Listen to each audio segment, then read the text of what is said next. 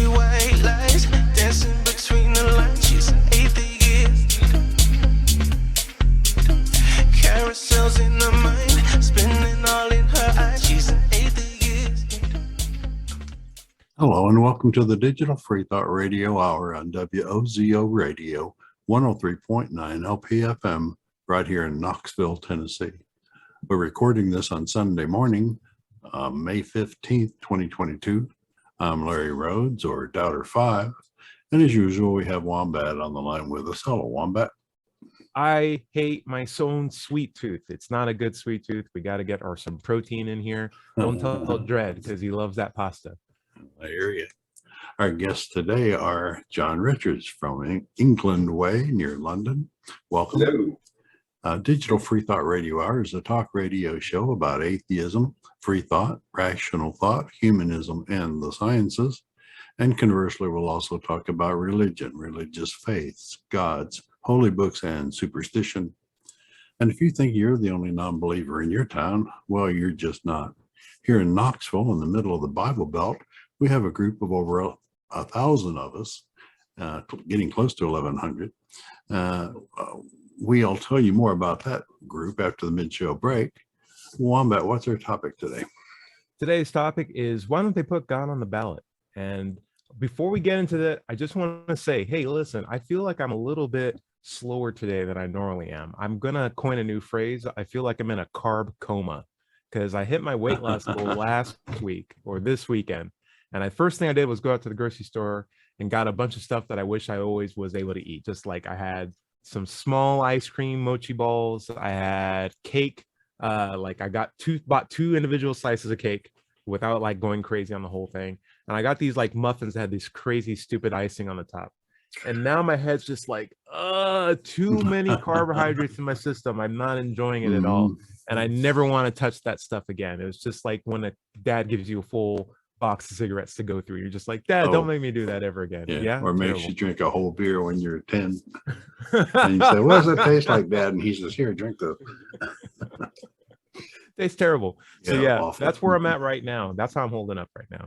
John Richards, how are you holding up right now? Yeah, I'm fine, thank you. I'm just pleased to wake up every morning at my age, you know. So, but I relate to what you just said, Ty, because I think, and this is just my humble opinion, that we might go through a change in our life of preferring from sweet to savory. Because I think that when I was young, I enjoyed many more sweet things than I do now. And right. Like you, I think if I have cake and icing and stuff, it's not to my taste. I don't want that stuff anymore, you know? Okay. So John, you're a biologist. You may appreciate this. I believe, this is my impression, I've heard this theory bounced around a bit, but in nature, sweet things aren't poisonous. And so we have like this evolutionary bias towards things that are sweet, because in nature, anything that's naturally sweet isn't poisonous. So like if you're doing like herbs, if you're out in the wild and you're picking stuff, the one of the best tests to make sure if this food is good to eat and is beneficial to you is whether or not it's sweet or not. If it's bitter, it might actually be bad for you to eat. Or if it's spicy, it might be the plant saying, don't eat that. And so we have this trigger or wiring in our brain to love sweet things and get that endorphin rush from sweet things. Larry, what do you think?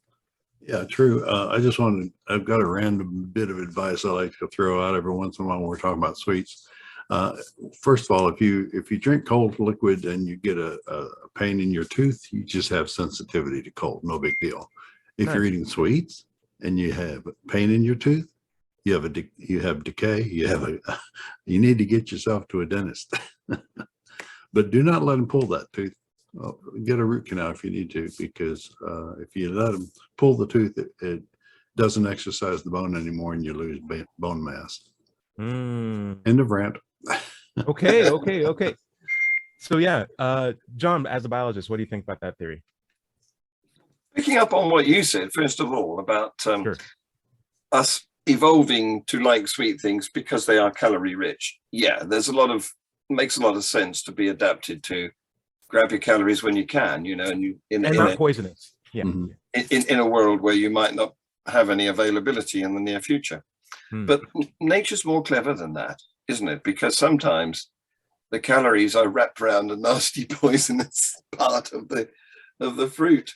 There are some fruits where, and particularly fish, where parts of it are extremely edible and other parts of it are extremely death-causing. Yeah, talking about nature and what attracts you, what's the evolutionary reason behind wanting to eat fermented fruit and getting drunk from it, like monkeys and other animals do? Yeah. They find fermented fruit on the ground, they eat it, and they get drunk. Yeah, even mice and flies do that. So I don't know if it's evolutionary, but I do think we have a natural aversion to boredom. I think boredom is like one of the most major extreme emotions that most people don't want to have. Malaise, like this pauldrum, if you will. And so That's when you're interesting. drinking, I hadn't thought of that. Yeah. You're like, hey, this is at least interesting. It's better than being a monkey on a branch for the next 24 hours. Again. Bored. A bored monkey on a branch. Hey, check out Steve and the monkey down there. I'm going to do what he's doing. Well, what about if it was an unexpected side effect? I mean, what about if early man or even earlier animals were looking for fruit and they found some fruit, not realizing that it was past its best, and ate it anyway? Yeah. And then discovered subsequently that it has that they can effect. make really good jazz music, right? Right. Exactly. That's what I'm saying. It just gets rid of boredom. Guys, I have a weird thought experiment I'd like to throw out to everybody, which is the real topic of the show for today, which is why not put God on the ballot? And why am I bringing this up is because we have voting season coming up pretty soon in the US. I'm already seeing signs being posted everywhere on people's drives, on front of libraries, close to government buildings, all the things you're legally not supposed to do, but they'll do it anyway. And so there's things for mayors, district courts, sheriffs, so many different things. And of course, presidents and the current primaries that are coming about as well. And so I went to the gym yesterday and I was shocked to see some guy with like a t-shirt that was like, two people who I never ever want to see in office again, basically for the next upcoming election. In my head, it's just like, what in the world is going on? Is it already Christmas? Is it already September where I'm walking to the grocery stores and I'm seeing Christmas tree postings already up? Like, I still feel like we have about 2 more good years to go before we have to fall ourselves into the cycle. But still, that said, why not? Here's an idea. Why not, instead of having all these multitude of different signs, you just have one sign posted and you have one name on the ballot if he's your guy? And why say put God on the ballot and have the board be vote God? And here's why I'm for it as an atheist, because we'll come up with the concession of if God doesn't win, the next person does, guy or girl. But if everybody votes for God, that's the president, and that's the district attorney, or that's the mayor, that's the person. You can vote for him for every single position if you want to. I'm fully fine with that. But if that person or that God doesn't win, the next person who got the next most votes goes through. And I find no problems with that theory whatsoever on 3 counts. And I guess we'll go over them today. 1, I find that if you're a Christian and you vote for God, that's fantastic. But if you don't want to vote for God because you think he won't win, now that's interesting, because as a Christian, you have to believe that God's everywhere, can be anything. Why can't he created the rules of the universe? Why can't he win a simple election? Yeah. What's the problem with that? Why are you afraid of? The second one is, well, we can go into it. I'd love to hear everyone's feedback. What do you guys think about the idea so far? God showing up on a ballot. Would you have an issue with that? Larry, what's up? Oh, you're on mute, my friend. Thank you. We have to determine which God we're voting for. I mean, when you just put the word G-O-D on the ballot. G-O-D. Yeah, but that means whoever reads the ballot interprets it as being their God. That's exactly what God is, though. That's what it is. And in my head, it's like, let it happen. Let's just see what happens. Because as my dark theory in the back head is like, that is one, just a vote that is like, okay, thank you for your votes, putting it aside. All right, who really needs to? But it's a blatant violation of church-state separation. Yes, I agree. Also, what is the alternative in reality? I'm just putting my devil's advocate hat on. Is we still have that either way. Like we still have pastors dictating groups of people who to vote for. We still have "In God We Trust" on our money. We still have presidents who invoke God at the end of their speeches, who start wars based on religious premises. Like we have that here. We have, I mean, we just had a very conservative upswing on what should have been women's liberties get denied in this state based on conservative values that are held by religious points of view that aren't scientific, that aren't like, secularly determined.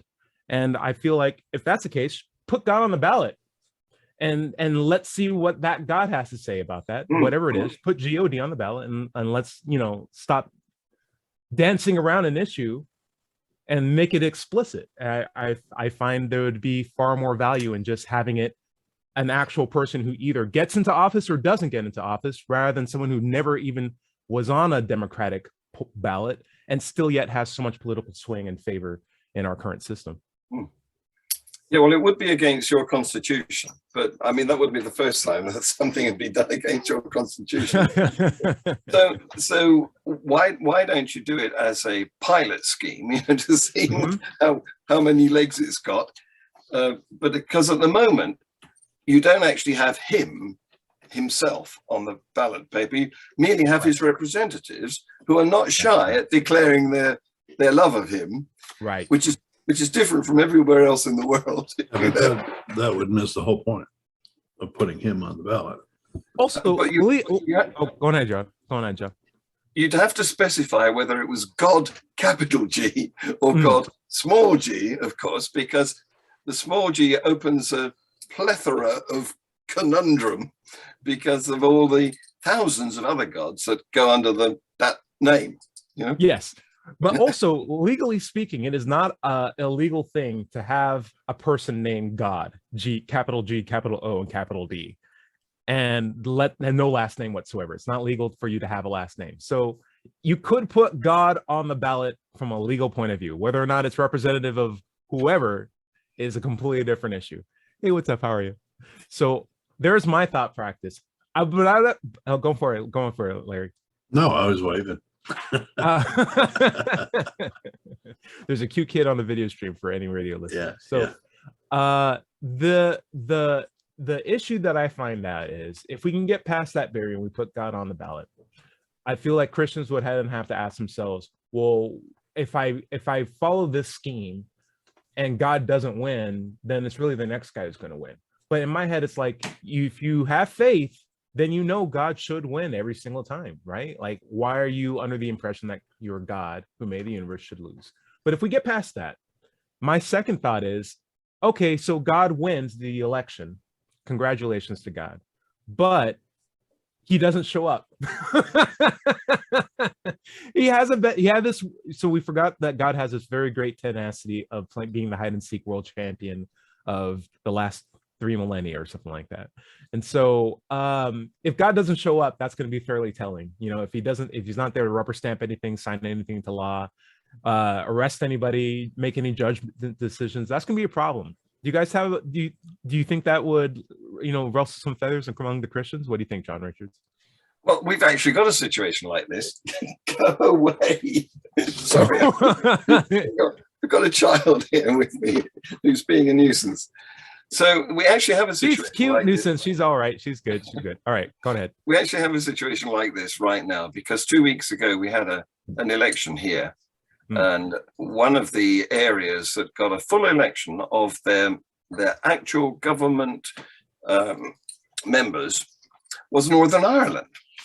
And in Northern Ireland we have the remnants of a dispute between Sinn Féin and the Democratic Ulster Unionists and others who are very pro retaining their connection to the UK.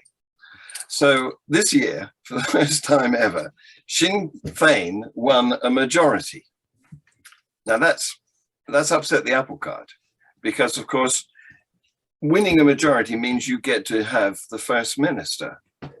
Weird question. When you guys do elections, or when that election occurred, is it similar to US where it's just groups of people who get an arbitrary number associated to them based on like what a council decides what it's like electoral college, or is it one person, one vote?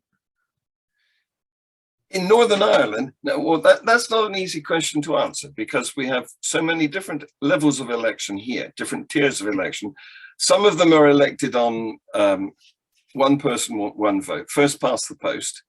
And some of them are elected on proportional representation of various sorts. And in the Northern Ireland, the situation is a proportional representation one. So in that case, you can vote for a number of people, certainly a first and a second choice. And then actually counting these votes is a nightmare because you've got to first go through and count all the first choices. And then if no clear winner has resulted, you've got to go through and count all the second choices, and they add on as a 50% value of the first choices. It really is a nightmare to calculate. Sorry for asking. Gee whiz. Yes.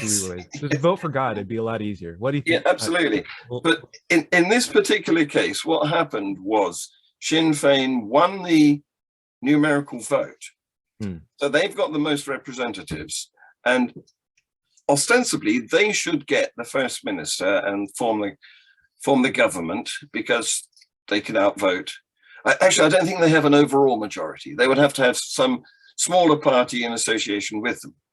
But what's actually happened is the DUP, the Unionists, have refused to play. So they've said, we're not going to attend Parliament, which means that you can't even choose a first minister. And we know who it's going to be, but he has to be voted in. It's a she, in fact.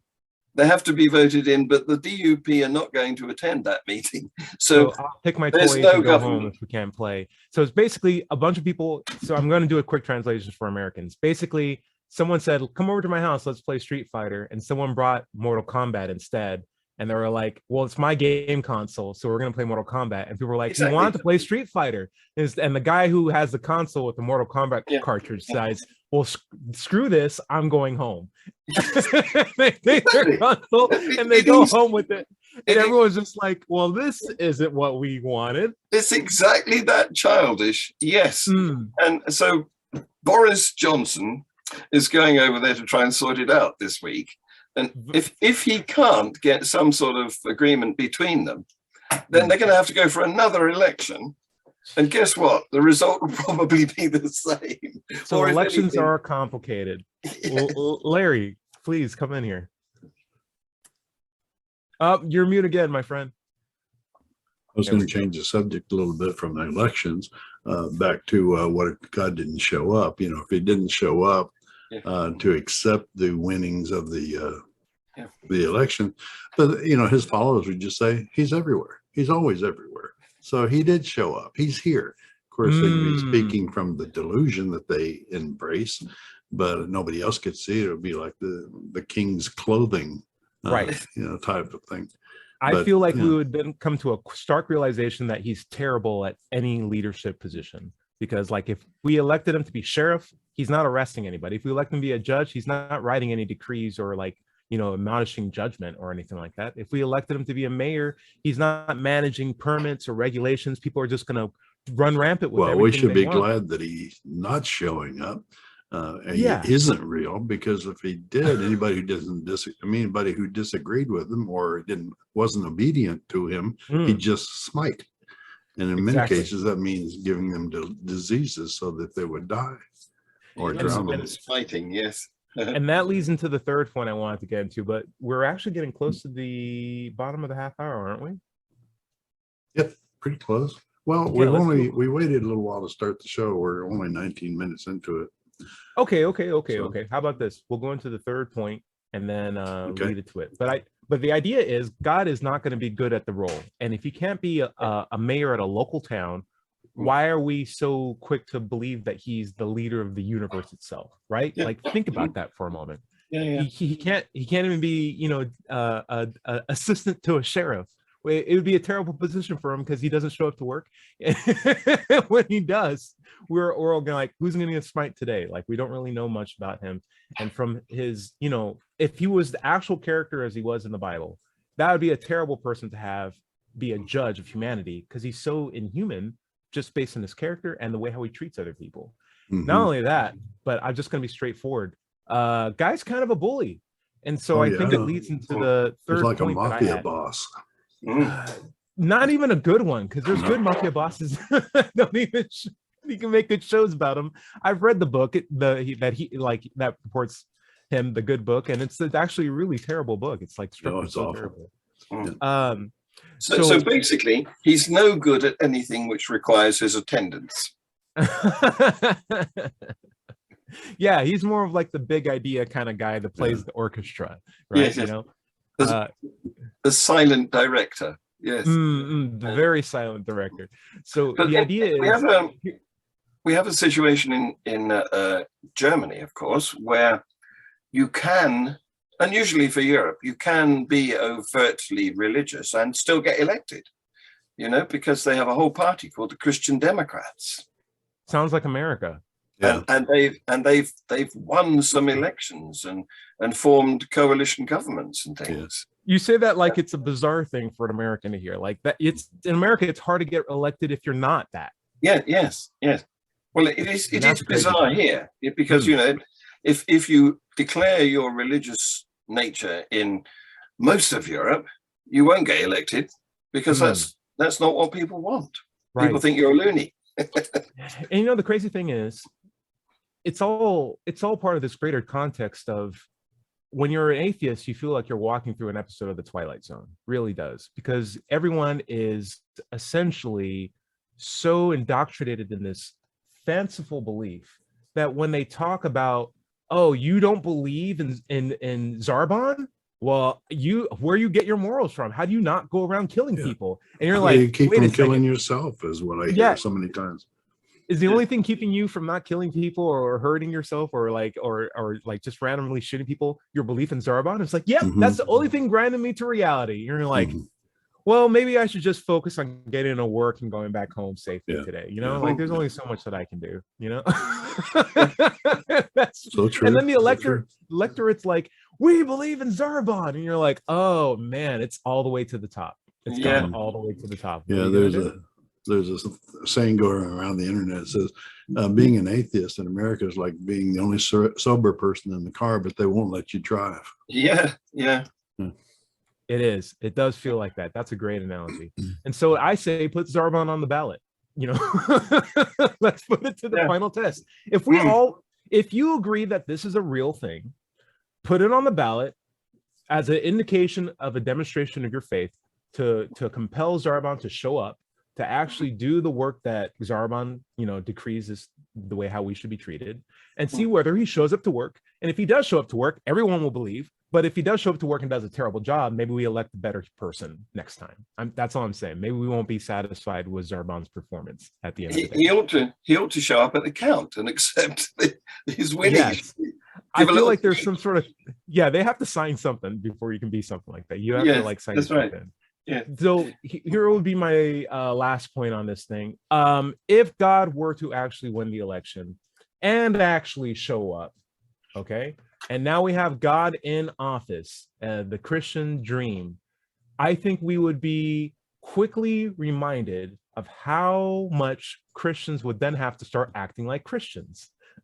Well, now, there's a good point, because in Finland recently, where hardly anybody is religious, that they do have one MP who is religious. She's married to a priest or a pastor, and she at the moment is she's gone on trial because the atheists in Finland are accusing her of hate speech against gay people because she quoted the Bible. Ooh, hey, relevant. It's not a good book. Hate speech is illegal in Finland and most of Europe. Yeah. So watch that space. Some colorful things about, speaking of that same thing, Bible says some very colorful and very explicit things about condoning slavery. And it pains me when I see Black people, use it to convey a truthism that's so apparent that it would be true whether it was in the Bible or not. It's like, the Bible says, Jeremiah 13:14, that water is wet. It's like, one, that's true whether it was in the Bible or not, and two, put down the Bible, because if you're using it to just, validate very obvious things. Preceded the Bible anyway. Yeah, there's probably older books that probably said that same exact thing. Like There's no such thing. Yeah, it's so clear that, and not only that, but that book is toxic to our culture. Please get rid of it. This is something which came up in last week's Global Atheist News Review. I think after you'd gone, Ty, because you were only able to stay for a few minutes last week. Sorry about that. Don't worry. I forgive you, my son. Oh, it does feel good.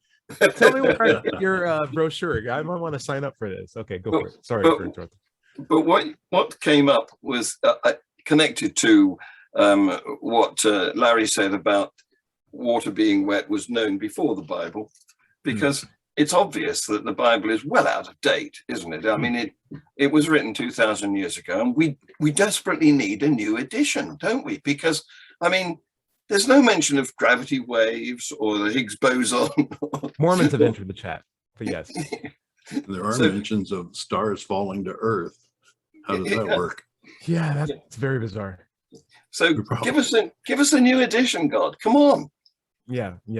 Mormons are knocking on the door right now. It's like, hey, I heard you guys were interested in the latest thing. How do you feel about 1967? Oh, anyway, bottom of the hour now, so we probably do need to take that break.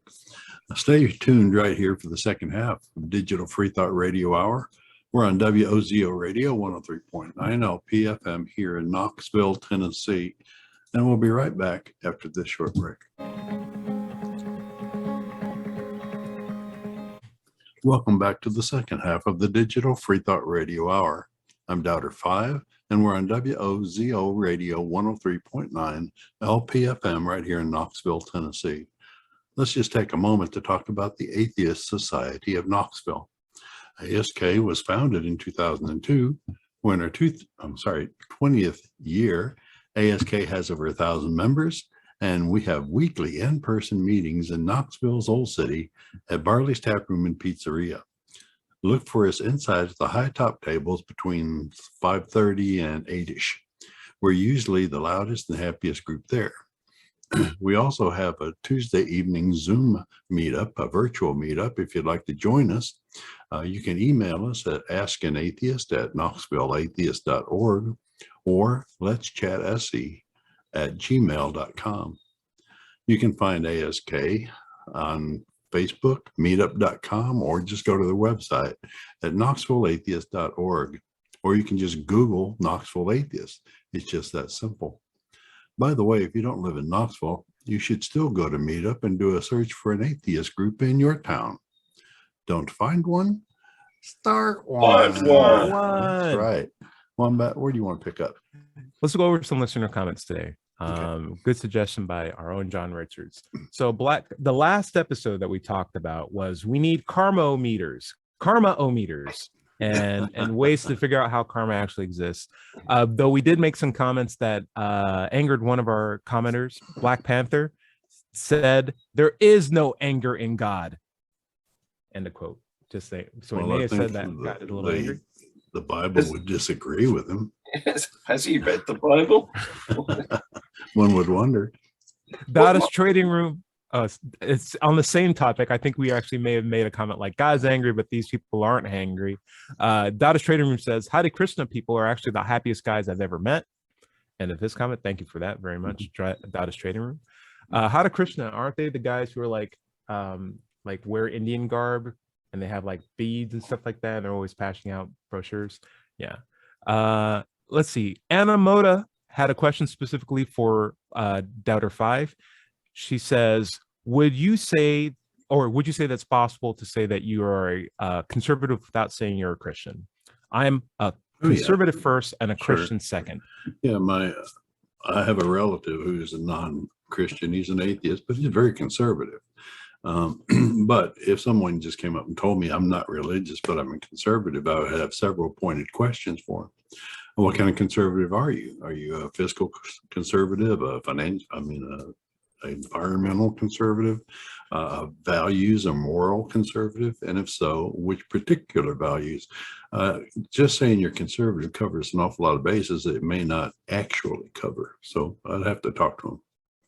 Do you think it's possible for someone to actually be more invested in their conservatism than it is being a Christian? Well, do they always have to go hand in hand at the same level? Or well, sure. I know a whole bunch of liberal Christians.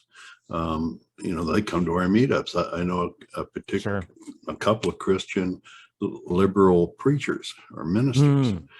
So yeah, that doesn't go hand in hand. Yeah, when I was at CPAC last year, maybe 2 years ago, I met a whole table full of conservative atheists who are like, hey, we're conservatives and we're atheists. I'd like for the stigma on atheism to actually go away, because I think it could get us more focused on the points that we do really care about as conservative people, which is, holding back white people or holding back women and people of color. We could do that in a secular way too. I'm just like, yeah, sure. I it's a step forward. I'm totally about it. I'll wear your pin. Compared to where it was before. Anyway, so extended email comment from a discussion that we've been having ongoing. How do atheists deal with temptations? I believe this is a loaded question from the start. I would counter it by asking what the question asker meant by saying temptations. Right. That's it. Interesting. We need further discussion on that. But and part of me says, well, we don't, unless we have good reason. I mean, if the temptation is to harm someone, then why would you want to do that? We have morals, values, we have laws, we have all kinds of things that would keep us from fulfilling that particular temptation. But if it's like a sweet or going out and having fun on a Saturday night, those are temptations that don't cause any harm, and you can give into them without any guilt. That type of thing. It's you have to consider the action itself or the temptation itself on an individual basis. Nice. John Richards, this comment specifically for you. It's from Jan Dross. He says, debating KH, or Kent Hovind, I believe, is like talking to God. He just doesn't understand or refuses to accept anything you say that does not match what he wants to say. What do you think about that? Well, it seems to be very accurate to me. Yes, I had a run-in with him quite recently, as you know. And his technique is the Gish Gallop. He tends to say a lot of stuff, most of it repetitious of his original proposition. And he just simply swamps you so that you can't get a word in. Because after all, we only want to listen to him, don't we? That's his opinion of himself, it seems. There's no other person's contribution is worthy. Yeah. So I want to visit something you said earlier about the anger of God, because I've just Googled it. That's not fair. Go ahead. And it's come up with 25 Bible verses about the anger of God. And the word is wrath, of course, because that's his particular type of anger. It's really strong anger. So it's quite absolute nonsense to say that God is not angry. It depends which God you're thinking of, as usual. And a lot of gods are very angry. A lot of gods do punishment things on their congregations because of their anger. They can't manage their anger. Very true. So what else were we talking about there? It was before you got to Kent Hovind. What was that?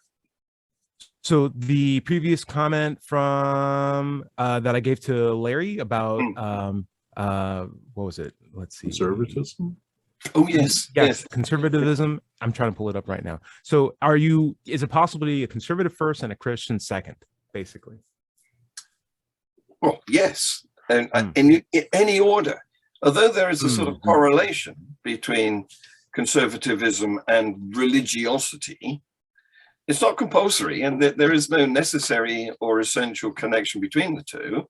And you were speaking about some people at the meeting you went to who are conservative atheists, weren't you? Well, some of them Sure. are really right-wing, libertarian conservative atheists. So politics is one area and religion is another, although if it's a Venn diagram, you'll find there's quite a big overlap between the conservative and the Christian or the religious person, because the idea of hanging on to this concept that goes back so many thousands of years, and in anyone's right mind, it should have been ditched along with, belief in fairies. But it hasn't been. And the only reason, well, the main reason why it's still there is because of tradition, which is a conservative thing. People don't like change.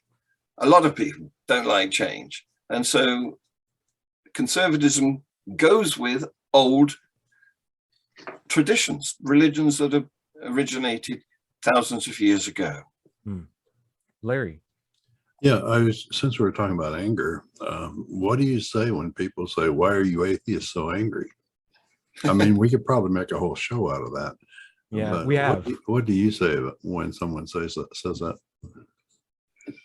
Why Show me the generalize? evidence. I'm not angry. Yeah, I'd love to see it, because I mean, I don't feel particularly angry right now, and in fact, I'm at the brunt of more angry Christians than anything else. But yeah, this is go ahead.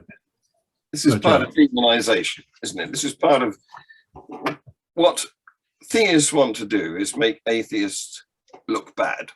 Right. Simply. And one of the ways they can paint atheists as bad is by accusing them of all sorts of untrue things, like, being purposeless, being immoral, being angry, eating babies. It's all nonsense.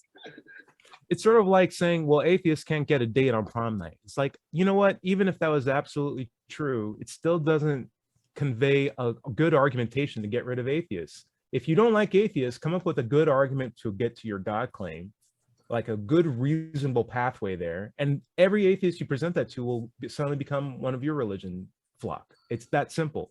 We're atheists by virtue of the fact that you haven't met your standard of evidence. It's not that we don't believe in your God. It's really that we don't believe you when you say you should believe in my God too, which can easily be fixed if you just had a better argumentation strategy to get to where your God is. Or pointing to a book of claims isn't good enough. Just as this.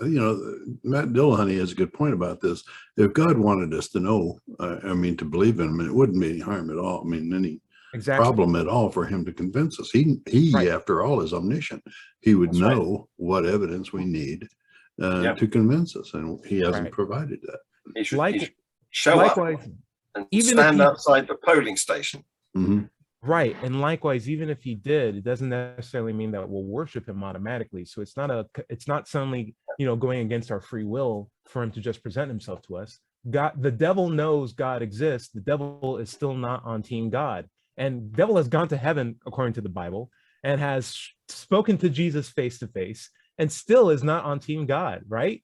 So if that's the case, then it is possible to present yourself and let us still come to an informed decision. And I feel like that's all an atheist is asking for, is just coming up with an informed response to the question of whether or not a God exists. And in a world where people can lie, and there's falsehoods, and every false prophet you can name who has, YouTube channels and a congregation and money coming to them left and right, they can't all be right, because they're all saying very different things, counter the things, and paradoxical things, and pointing at each other and saying, that's the false guy and I'm the one true guy. Well, if that's the case, then please, God, clear this up for me. Put your name on the ballot and show up to office, because we'd love to see that. Anyway, I had one weird comment on John's point about pixies. When I hear angel, all I hear is large pixie, right? Because what's the difference between the two? They're both magical people with wings. It's just one's very small and one's very big. And yet, if you bring the concept of pixel or pixies to Christians, they'll be offended. They'll be like, how dare you think this is a pixie? I'm like, is the problem size? Because that's the least one that stands out for me. You just believe in a very large pixie. That's it. Yes. Well, at the root of this, I think, is the tension between whether we like people and want to form some sort of group, or whether we prefer to be individuals and have rights as individuals. And somewhere in the middle there is a decent way to live. But those people who like to group excessively, they're the ones who form tribes and don't like outsiders. They have, or independent thinkers. Exactly. Yeah. Sure. Whereas those of us who are happy to be, on our own, or mix as and when, rather than form a tight-knit circle, those are the more liberal, less religious sorts of people. Very true. It's very true. It's sort of like domestication of a species, is you get rid of the bad programming that's, provided to them through just the trial and error of nature and evolution. And you start building them up towards how to behave in a society where they can work with each other. And that's what we're slowly progressing, hopefully. Yes. And I feel like we are. I think we're making some meaningful steps towards there. We still got more comments, guys. Dread Data's Trading Room had a comment specifically for Dread. This is from a previous episode where we gave God an employee performance review. It's called God's Employee Performance Review. Dread made a very thoughtful comment that put Elon Musk in good light, and Data's Trading Room wanted to say, I recommend you check out Thunderfoot's debunking of Elon Musk. You might have fallen for his personality, which somehow managed to switch off your skepticism. And I think it goes towards what I was mentioning before, where if someone says something that's a truism, right, or does a really, really good thing, it would be a good thing regardless of whoever did it, right, or whoever said that thing. And I think, I don't know Elon Musk from a personal point of view. I've never had food or had lunch with him or sat down with him. I think most of us are in that same territory. And so when we bring up Elon Musk, we sort of mean it in here's a guy who's helping to advance science, save our space program, develop, electric cars, reduce our carbon footprint on Earth, stuff like that. And personally, we don't know that guy, which, is our own, I'm claiming this for myself, it's my own personal ignorance. I imagine he's probably done some shifty things or has a shifty family. Who knows? But I do appreciate the promotion of science, because there's very few people in the world who are making science look cool right now and doing so in a meaningful way. And I think it could have been anyone who's doing that role, but I do appreciate that at least is tied to a cool factor of guy who's also making electric cars, is also making spaceships that can land themselves. That's cool. Who's trying to get us to Mars? I'm cool. And nothing else that I'm hearing that's crazy? Okay, fine. Turning off my lamp. What do you think, John Richards? You've given me a chance to repeat a joke I heard on Radio 4 yesterday. Because if this debunking of Elon becomes a movement that attracts some sort of media resonance, would it become Elongate? I like it. I like it. Yeah, good. We did have one more comment. This is from Strontium76. So sometimes I receive comments in a belated fashion on previous episodes that we had. This one was 2 weeks ago. And it says, hello, I'm a French atheist. I'm a little sad because I listened to this podcast for the last few years, 2 or so. I followed the Ukraine war since the beginning. I'm rather close geographically. First time I hear about a link between this war and a religious problem in this specific conflict. Are you guys pushing religion somewhere where there is no link? I feel that this subject started on this religious link. How important is this link to the US? The religious link between the Ukraine war and Putin's declarations of why he's in Ukraine. Well, I can speak on the first part, but not the second. So Larry, were you aware of the religious link between No. I wasn't until George brought it up. George is actually, Jewish culturally. And so I wouldn't doubt that he's more sensitive to stuff like that. And so when he brought that up, I was like, oh yeah, then there is a clear link, because that's an easy way to demonize a group of people, dehumanize them, and actually get your troops motivated to fight against them. And I'm like, what a terrible situation. All the pieces were there. John, what do you think? Well, there is a strong connection between religion, Christianity, and the Russian invasion of Ukraine, because the Patriarch Kirill, the leader of the Russian Orthodox Church, has befriended Putin from 20 years ago. Putin has built him a cathedral in Moscow, and as in return, Kirill has not condemned the invasion of Ukraine, offering no assistance to the Ukrainians, and supporting Putin all the way down the line, to the extent that many other Russian Orthodox leaders who are not in Russia have defected from the Russian Orthodox Church, and many of them have joined the Ukrainian Orthodox Church, which is a different branch of the same subsect of Christianity.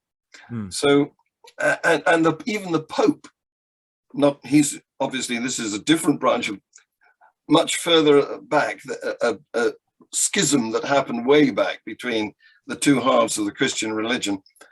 Even the Pope has come out as saying that really the Russian Orthodox Church ought to be doing the Christian thing and not approving of this invasion, but it's not, and the Pope is upset. So yes, the Russian Orthodox Christian Church is in bed with Putin as far as this invasion is concerned. What the impact might be to America, I'll leave that to you Americans to discuss. I can definitely tell you that the religious angle is not sold as hard, because maybe it's easier for America to just stop at Russian.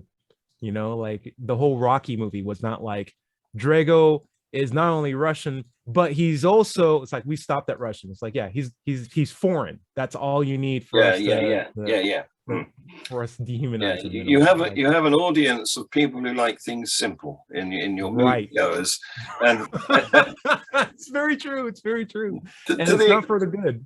To the extent that recently the villains in your movies have been British.